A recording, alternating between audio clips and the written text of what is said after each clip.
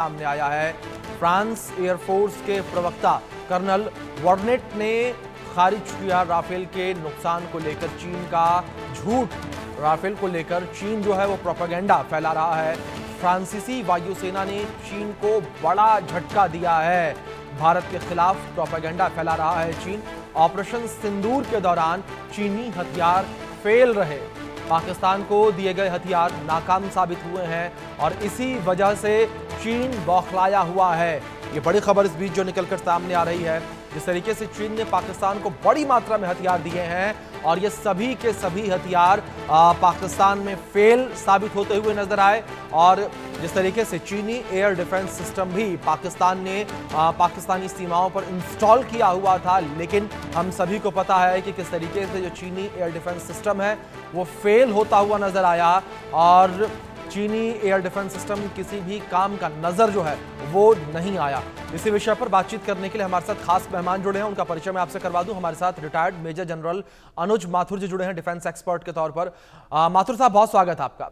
Sir, जिस तरीके से चीन का प्रोपेगेंडा फेल होता नजर आ रहा है, फ्रांस ने भी क्लियर कर दिया है कि भारत में किसी भी प्रकार से कोई नुकसान नहीं हुआ और ना ही किसी राफेल को जो पाकिस्तान है वो नुकसान पहुंचा पाया है, बल्कि जो चीन के हथियार लेकर पाकिस्तान उछल रहा था, जिस हथियार के दम पर पाकिस्तान उछल रहा था, वही हथियार नाकामयाब साबित हुए। अभिषेक, देखिए ये बात बिल्कुल साफ है। ये हमें इसमें कोई किसी फ्रांस के इस स्टेटमेंट की भी जरूरत नहीं थी। बिल्कुल। देखिए हमारे डीजीएओ ने दूसरे दिन प्रेस कॉन्फ्रेंस में बिल्कुल साफ कर दिया था कि हमारे सारे pilots, all pilots are back. इसका मतलब मेरे हिसाब से इसमें और कोई एक्सप्लेनेशन की जरूरत नहीं है। अब मैं आपको दो चीजें और बताता हूं। देखिए उसके तुरंत बाद पाकिस्तान के एयर वाइस मार्शल हैं, उन्होंने राफेल की प्रशंसा करी थी। हालांकि उसमें एक झूठा उन्होंने भी क्लेम किया था कि हमने 3 गिरा लिए हैं। तो उनके पाकिस्तान में कोई कह रहा है 6 गिरा लिए, कोई कह रहा है 5 गिरा लिए, कोई कह रहा है 3 गिरा लिए। लेकिन उन्होंने राफेल विमान की बहुत प्रशंसा करी और ये इस बात को दर्शाता है कि अगर किसी शत्रु पक्ष के एयर वाइस मार्शल एक बहुत बड़ा, बहुत सीनियर एयरफोर्स का ऑफिसर होता है और वो भी जो अगर प्रेस वार्ता कर रहा है तो इसका मतलब ये है कि वो पाकिस्तान के एयरफोर्स के जो ऑपरेशंस को संचालित कर रहा है वो आदमी, वो व्यक्ति है। और अगर वो इस बात को कहता है कि राफेल एक बहुत अच्छा एयरक्राफ्ट है और बहुत बड़ी ये चीज है, तो इससे साफ झलकता है कि उस राफेल ने उनको बहुत ज्यादा नुकसान पहुंचाया है। इसमें कोई संदेह नहीं है। और साथ के साथ उनके पास कोई प्रमाण नहीं था इसको सिद्ध करने का। और अब जब ये स्टेटमेंट वहां से आ गया है, देखिए मैं आपको एक बात और ध्यान दिलाना चाहता हूं कि कुछ दिन पहले, इनफैक्ट उसके तुरंत बाद क्या हो गया था कि जो चाइना में जो जो उनके डिफेंस इंडस्ट्री के जो स्टॉक्स हैं वो बहुत तेजी से नीचे की तरफ गिर रहे थे। तो उनको ये पता लग रहा था कि पाकिस्तान की कमजोरी की वजह से या उनके इक्विपमेंट की खराबी की वजह से उनके जो डिफेंस इंडस्ट्री के जो स्टॉक्स है वो नीचे जा रहे हैं। तो उन्होंने एक प्रयास किया था। एक अमेरिकी और ब्रिटिश पेपर में उन्होंने पेड आर्टिकल छपवाया। पेड आर्टिकल, हम आप बड़े पत्रकार हैं, आप इसको समझते हैं पेड आर्टिकल का मतलब क्या होता है। पैसे देके वो आर्टिकल छपवाया और उसमें उन्होंने ये प्रयास किया बताने का कि कैसे JF-17 ने पूरा धमा चौकड़ी भारतवर्ष में मनाई और भारत को बहुत नुकसान पहुंचाया। उनके एयर डिफेंस सिस्टम ने ये किया, लेकिन उनको 4-5 घंटे में वो आर्टिकल वापस लेना पड़ा था। इस बात से ये उसी समय सिद्ध हो गया था कि जो चाइनीज इक्विपमेंट है वो पूरी तरह से नाकाम सिद्ध हुआ है। अब मैं आपको एक और बात बताता हूं अभिषेक। जो हमारा पहले दिन 7 तारीख का जो हमला था, उस हमले में कोई भी एयर डिफेंस का इक्विपमेंट किसी भी देश से पाकिस्तान को दिया हुआ कहीं भी काम नहीं आया। 9 अड्डे आतंकवाद के, और वो लाइन ऑफ कंट्रोल के पास नहीं, भावलपुर 100 से ज्यादा किलोमीटर दूर है इंटरनेशनल बॉर्डर से। और जहां से वो जहाज उड़े होंगे वहां से और 200 किलोमीटर और दूर है। तो 350, 300 किलोमीटर अंदर जाकर के हमने उनके ऊपर हमला किया। और कैसी परिस्थिति में, अभिषेक ये बात समझने की बहुत आवश्यकता है। परिस्थिति ये थी कि कई दिनों से टेंशन था भारत और पाकिस्तान में, और पाकिस्तान के मंत्री रात को 2-2:30-3 बजे आके कह रहे थे कि भारत 24 घंटे में हमला कर सकता है, 36 घंटे में हमला कर सकता है, 48 घंटे में हमला कर सकता है। इसका अर्थ क्या होता है? इसका अर्थ अभिषेक ये होता है कि पाकिस्तान की एयरफोर्स, पाकिस्तान की सेनाएं अपने highest possible state of readiness में थी। अगर आप highest possible state of readiness में हैं और उस समय आकर के भारत 9 ठिकानों पर हमला करता है, 24 मिसाइलें दागता है, 24 की 24 मिसाइलें सही स्थान पर अटैक करती हैं और वहां पर असर डालती हैं। आज आप देख रहे हैं किस प्रकार से उनका पाकिस्तान का रिएक्शन आ रहा है, कैसे वो ये बात को मान रहे हैं, कैसे मौलाना मसूद अजहर के 14 फैमिली मेंबर्स के खत्म हो गए हैं, कैसे उनका मरकज सुभान अल्लाह पूरी तरह से ध्वस्त हो गया है और 9 अड्डे पूरी तरह से ध्वस्त हो गए। वो खुद मान रहे हैं, 80 लोगों के नाम उन्होंने जारी कर दिए हैं, उनकी लिस्ट निकाल दी है अभी जो कॉन्फ्रेंस कर रहे हैं उसमें। तो कम से कम 200 उनके टेररिस्ट हमने इन 9 जगहों पर खत्म किए हैं। और ये उस समय हुआ जब वो रेडीनेस में थे, और वो उस समय हुआ कि उनका जितना भी एडी इक्विपमेंट था, एयर डिफेंस, जिसको कि चाइना अभी बात जी कर रहा है, HQ9 और PQ3 और व्हाटएवर, तो वो एडी इक्विपमेंट पूरी तरह से नाकाम सिद्ध हुआ। जितना भी उनके पास इलेक्ट्रॉनिक वॉरफेयर का इक्विपमेंट था वो पूरी तरह से नाकाम सिद्ध हुआ। और इससे क्या हुआ है कि चीन को नुकसान हो रहा है, चीन की इमेज को नुकसान हो रहा है, और चीन के द्वारा बनाए गए डिफेंस रिलेटेड जो आइटम्स हैं उनको नुकसान हो रहा है। और चीन को खतरा है कि कहीं ना कहीं इससे उनके जो निर्यात है, डिफेंस स्टोर्स का निर्यात, उस जी पर असर पड़ने वाला है। और वो असर पड़ा है, हम देख रहे हैं। इस संदर्भ में अगर हम देखें तो ये स्टेटमेंट बहुत ज्यादा मायने रखता है, और ये स्टेटमेंट चीन के लिए बहुत ज्यादा नुकसानदायक सिद्ध हो सकता है कि जो फ्रेंच कर्नल है उन्होंने इस बात को माना है कि कोई नुकसान अभी तक राफेल का उभर करके सामने नहीं आया। उन्होंने कहा कि 100 से ज्यादा एयरक्राफ्ट हम हुए थे, उसको लगाया था हमने। तो ये बात बिल्कुल साफ है। जब पाकिस्तान के आप रक्षा मंत्री से पूछते हैं कि आपका सोर्स क्या है, तो जी कहते हैं सोशल मीडिया। Come on. और इससे पता पड़ता है कि उनके पास कोई तथ्य नहीं है, और वो जो बोल रहे थे वो झूठ है, जो चीन फैला रहा था वो झूठ है। और वजह उनकी बिल्कुल साफ है कि वो नहीं चाहते कि उनके इक्विपमेंट की जो है भद्द उड़े पूरे दुनिया में। और लेकिन अनफॉर्चुनेटली वो हो चुका है, और चीन इसका खामियाजा ऑलरेडी भुगतना शुरू कर दिया है, अभिषेक। जी बिल्कुल। अनुज जी, दूसरी ओर जिस तरीके से चीन से बड़ी मात्रा में हथियार पाकिस्तान जो है वो खरीद रहा था, और दूसरे अन्य देशों को लेकर बात करें, कई और अन्य देश भी हैं जहां पर चीन अपने हथियारों को बेच रहा था, जिस तरीके से भी आपने बातचीत में जिक्र किया कि उसको नुकसान हो सकता है। अनुज जी, नुकसान होता हुआ नजर आ रहा है। एक रिपोर्ट निकलकर सामने आई है कि जो भारत पाकिस्तान कॉन्फ्लिक्ट देखने को मिला, इस कॉन्फ्लिक्ट के बाद जो चीन हथियार बेचता था उसमें भारी गिरावट देखने को भी मिली है। कई सारे जो उसे कंसाइनमेंट मिलने थे वो अब नहीं मिल रहे हैं उसे।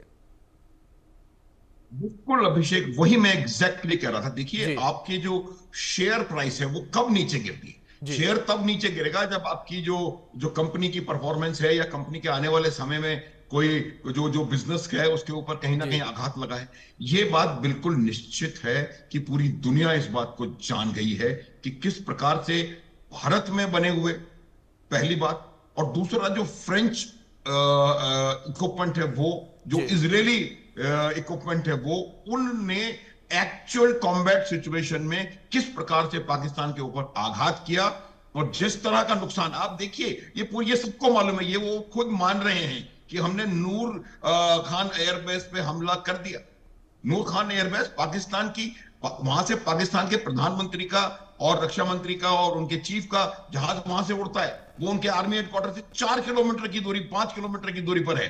तो ये तमाम बातें सब सारी दुनिया ने देखी हैं।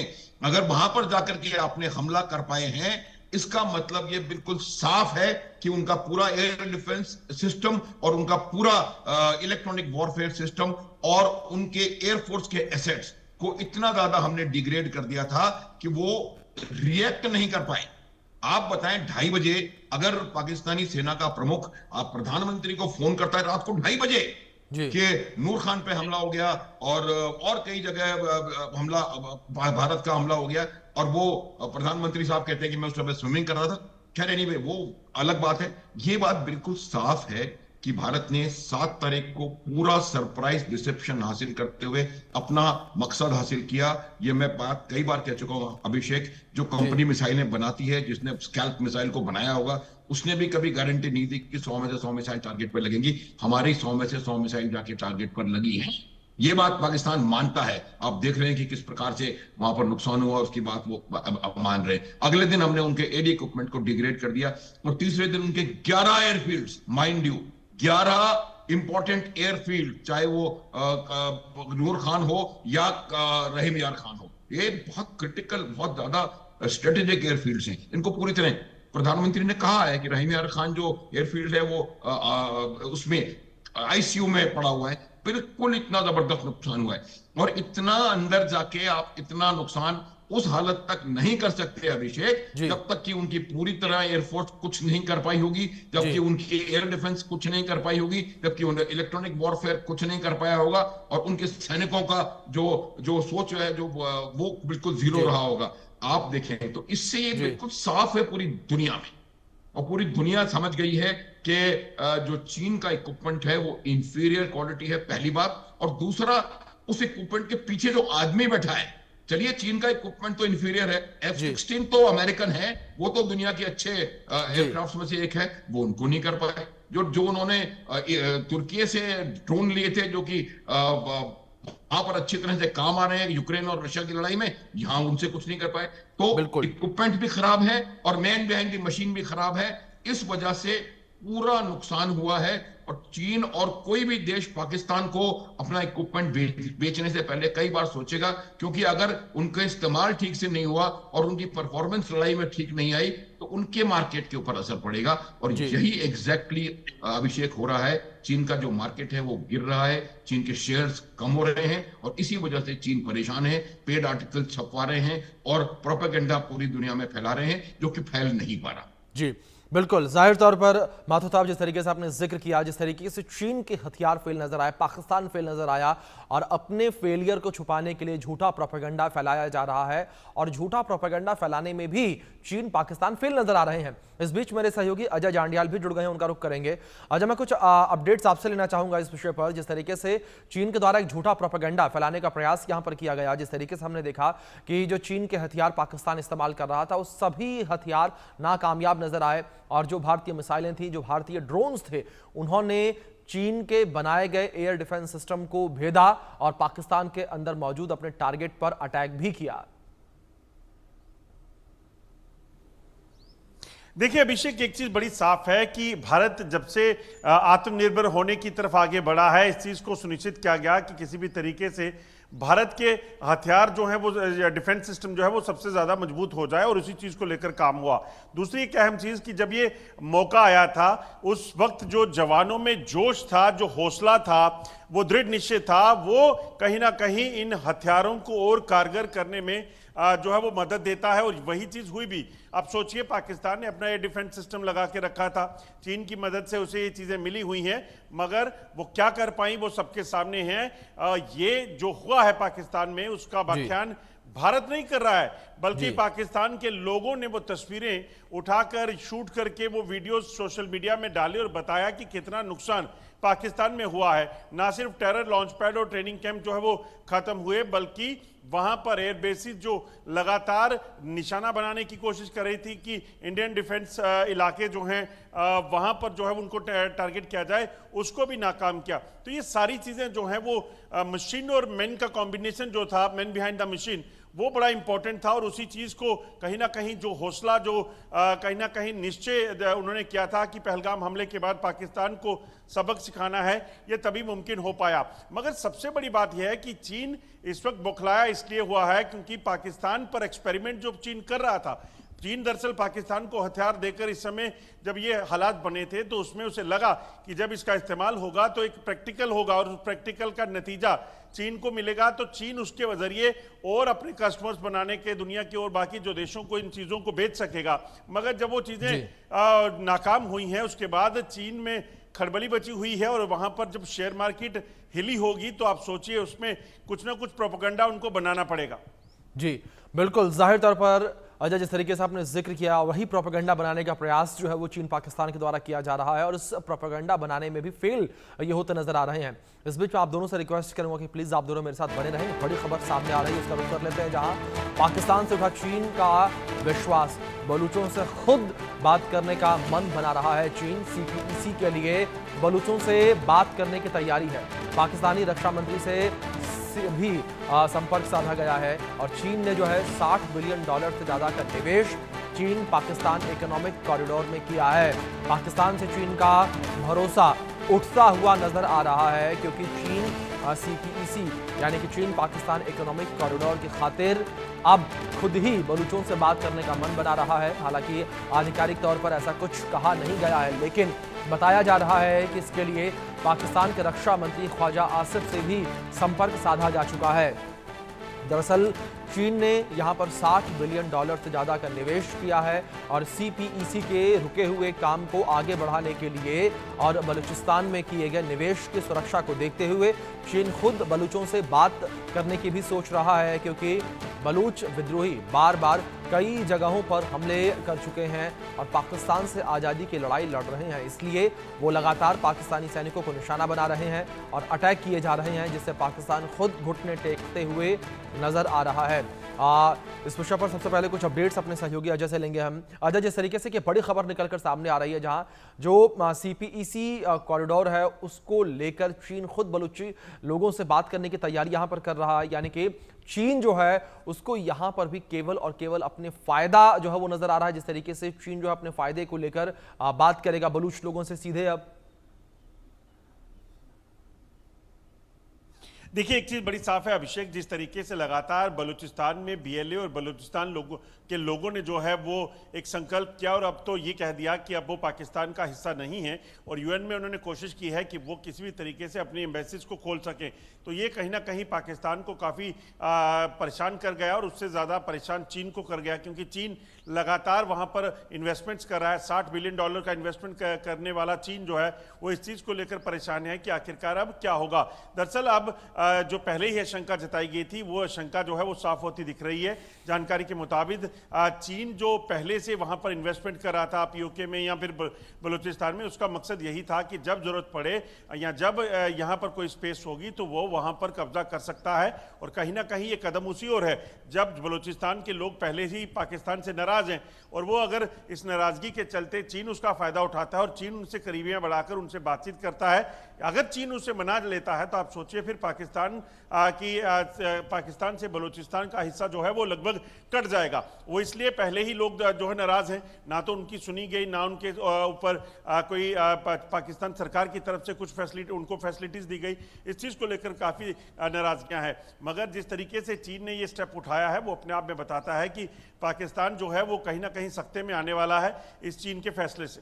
जी, इस बीच हमारे साथ डिफेंस एक्सपर्ट अनुज माथुर जी लगातार बने हुए। माथुर साहब, बात करूंगा चीन पाकिस्तान इकोनॉमिक कॉरिडोर को लेकर। जिस तरीके से इस इकोनॉमिक कॉरिडोर पर लगातार BLA के द्वारा हमले देखने को मिले और जो बलूच लोग हैं वो लगातार इस पर हमले कर रहे हैं और ये कॉरिडोर पूरा नहीं हो पा रहा है और अब इसको लेकर जो है चीन बलूचों से बात करने की तैयारी कर रहा है। क्या आपको लगता है कि चीन जो है यहाँ पर फायदा उठाने की कोशिश कर रहा है और जिस तरीके से बलूच अपनी आज़ादी की लड़ाई तेज कर रहे हैं और खुद बलूच नेता भी जिक्र कर रहे हैं कि बलूचिस्तान अब आज़ाद हो चुका है, तो ऐसे में क्या मौका परास्त चीन यहाँ पर भी मौका देख रहा है? अभिषेक, देखिए बिल्कुल सही। आप देखिए, मैं आपको एक बात बताऊं कि ये पहली बार नहीं, इससे पहले भी चाइना ने एक बार कोशिश की है। उन्होंने कहा, जब चाइना के इंजीनियर्स के ऊपर लगातार हमले हो रहे हैं, चाइना के वर्कर्स के ऊपर लगातार हमले हो रहे थे और उन हमलों से ज्यादा ये जो प्रोजेक्ट है ये कहीं ना कहीं डिले होता चला जा रहा है, प्रोजेक्ट पूरा नहीं हो पा रहा है।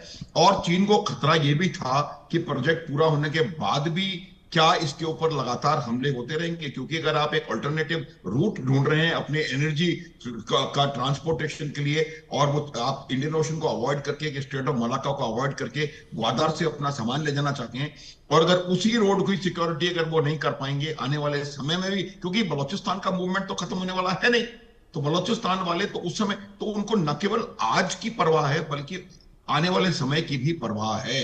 अगर मान लीजिए ये CPEC चीन पाकिस्तान कॉरिडोर बन भी इकोनॉमिक कॉरिडोर बन भी जाता है, उसके बाद इसकी सिक्योरिटी की कोई गारंटी नहीं है। पाकिस्तान के ऊपर से चीन का विश्वास उठता जा रहा है। उसकी मैं वजह बताता हूं, क्योंकि चीन को पता पड़ चुका, अब चीन कन्विंस हो गया है। पता तो शायद पहले भी था कि पाकिस्तान की जो सेना है वो अक्षम है। वो पाकिस्तान की सेना वो सेना है जो कि बाकी अपने सैनिक के काम के अलावा बाकी सारे काम करती है, साबुन से लेकर के और जहाज तक बनाना, सारा बिजनेस करना, ब्यूरोक्रेसी में हस्तक्षेप, डिप्लोमेसी में हस्तक्षेप, गवर्नेंस में हस्तक्षेप, व्यापार में हस्तक्षेप, हर चीज में। तो वो ऐसी सेना कैसे लड़ाई लड़ सकती है? इसीलिए आप इसको देखेंगे कि जब उन्होंने आज की तारीख में ये परिस्थिति है कि पाकिस्तान की सेना ने बलोच लड़ाकों से लड़ने के लिए IS को, इस्लामिक स्टेट खैरस्तान को न्योता दिया है कि आप आकर के इनसे लड़े, हमें बचाएं। जी तो ये मेरी भी बात सुनो अभिषेक, तो ये चाइना को पता पड़ लग रहा है कि चाइना की आर्मी के अगर ये उसमें नहीं है तो हम डायरेक्ट उनसे बात करती। ये बात मैंने इस चैनल पे या किसी और चैनल पे कही थी कुछ दिन पहले कि अब समय ये आ गया है कि हम जो जो देश है, जैसे मान लीजिए अमेरिका भी वहां पर इंटरेस्टेड है उनके रेयर अर्थ मेटल्स में, तो मुझे लगता है कि अगर ये डायरेक्ट बलोचिस्तान वाले अमेरिका से बात करेंगे और वो कहेंगे कि हम आपको जैकबाबाद में बेस भी दे देंगे और ये भी कर देंगे, तो मुझे लग रहा है कहीं ना कहीं उसकी तरफ हम बढ़ रहे हैं। चीन का बलोचिस्तान से बात करना पाकिस्तान के लिए एक बहुत बड़ा आघात है, और अगर ये बात सही है और अगर चीन बलोचिस्तान के आर्मी वालों से बात करता है तो आप ये समझ लें कि पाकिस्तान का जो विघटन है वो बहुत नजदीक आ गया है। बिल्कुल बिल्कुल। माथुर साहब बहुत